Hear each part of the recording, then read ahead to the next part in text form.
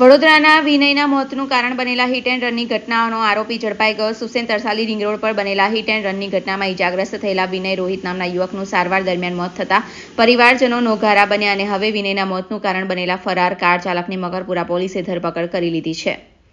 ગત 23 જૂનના રોજ શહેરના તરસાલી રિંગ રોડ પર રોડ ક્રોસ કરી રહેલા 19 વર્ષીય વિનય રોહિત નામના યુવકને એક કારે અડફેટે લેતા વિનયનું સારવાર દરમિયાન મોત થયું હતું, જેના કારણે વિનયના પરિવારજનો પર આભ ફાટી પડ્યું છે.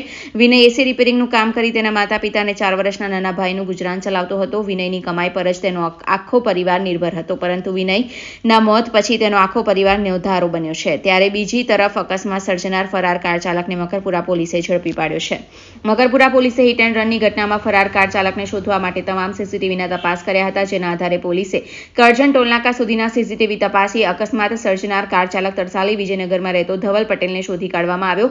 ધવલ અકસ્માત સર્જી સેલવાસ ભાગી ગયો હતો, જે આખરે મકરપુરા પોલીસના હાથે ઝડપાઈ ગયો છે. પોલીસે ધવલ પટેલની ધરપકડ કરી આઈપીસી કલમ 304 સહિત અન્ય કલમોનો ઉમેરો કરીને કાયદેસરની કાર્યવાહી હાથ ધરી છે.